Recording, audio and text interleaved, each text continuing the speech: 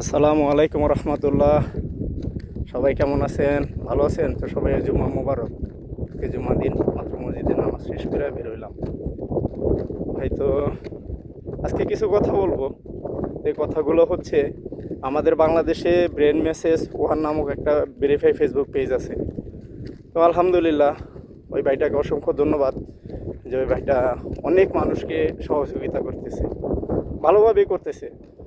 তো ওই দিনকে দেখলাম এক ভিক্ষুক মহিলা বাজারে উনি মাছ কিনতেছে।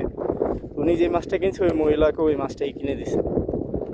ভাই, আপনাকে অসংখ্য ধন্যবাদ যে আপনি মানুষের পাশে থাকার চেষ্টা করতেছেন। এক অসহায় পরিবারকে ঘর বানিয়ে দিচ্ছেন আপনার নিজের অর্থায়নের টাকা দিয়ে।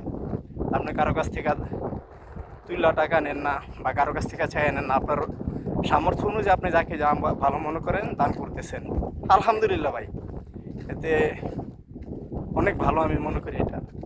তো ভাই, আপনি এভাবে মানুষকে দৈনিক 500, 1000, 2000, 3000, 4000, 5000 এভাবে না দিয়া, এভাবে যদি না দেন, আপনি একটা ভিডিও করেন, আপনার একটা ব্লগ বানায় আপনি আপনার আইডি দিয়ে ছাড়লে অনেক ভালো হবে।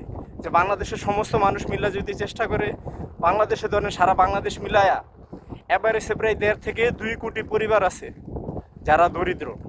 বাংলাদেশে পুরো বাংলাদেশ মিলায়া 1.5 থেকে 2 কোটি পরিবার আছে যারা দরিদ্র। কিছু কিছু পরিবার আছে মধ্যবিত্ত পরিবার, নিম্ন শ্রেণী পরিবারও অ্যাভেলেবেল আছে, অনেক আছে।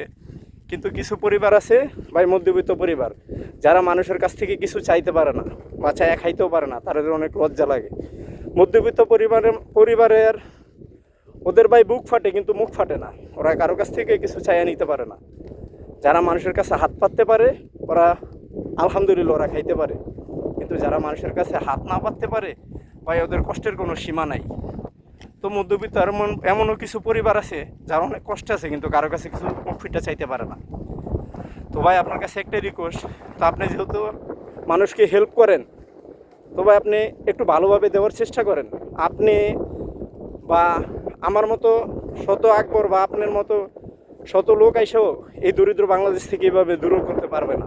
তো যদি বাংলাদেশের সমস্ত মানুষ মিললেও যদি এটার চেষ্টা না করে, বাংলাদেশে দেখেন 18 কোটি মানুষ আছি আমরা 18 কোটি মানুষ মিল্লা যদি চেষ্টা করি, তাহলে আমাদের বাংলাদেশ থেকে মাত্র 2 থেকে 3 বছর লাগবে ভাই দরিদ্র মুক্ত করতে। এর বেশি সময় লাগবে না, বুঝতে পারছেন? মাত্র 2 থেকে 3 বছর লাগবে বাংলাদেশ থেকে সর্বমোট দরিদ্র মুক্ত করতে। তো এই দরিদ্রটা যদি ভাই বাংলাদেশ থেকে মুক্ত করা যায়, তাহলে আমাদের বাংলাদেশ অনেক ভালো হবে, বুঝতে পারছেন? আমাদের বাংলাদেশ অনেক ভালো হবে ভাই, আমাদের বাংলাদেশ সোনার বাংলাদেশ হবে। তখন বাইরের কোনো দেশের কাছ থেকে আমাদের হাত পাততে হবে না। তো আসেন ভাই, আমরা সবাই মিলে চেষ্টা করি। কারণ আপনি যেভাবে মানুষকে দিতেছেন, আলহামদুলিল্লাহ, আল্লাহ আপনার আরও দিব ভাই। আপনি যেভাবে মানুষকে যতটুকু পারতেছেন আপনি সহযোগিতা করতেছেন, ভালো। কারণ ভাই, আমরা তো পারতেছি না। কারণ আমরা যে বিদেশে যেই দেশে আছি, আলহামদুলিল্লাহ বলবো না খারাপ আছি, অনেক ভালো আছি। দেশ অনুযায়ী 1000 গুণে ভালো আছি ভাই। দেশ অনুযায়ী আমরা 1000 গুণে ভালো আছি। ইনশাল্লাহ যখন বাংলাদেশে যাবো, আপনার মতো আমিও দেওয়ার চেষ্টা করব, মানুষের পাশে থাকার চেষ্টা করব ভাই। আপনি ইনশাল্লাহ থাকেন, মানুষের পাশে সবসময় আছেন, মানুষের বিপদে পাশে থাকতেছেন, তো থাকেন ভালো। ইনশাল্লাহ ভাই, আমি বাংলাদেশে যখন যাবো ইনশাল্লাহ আমিও চেষ্টা করবো আপনার মতো মানুষের পাশে থাকার জন্য।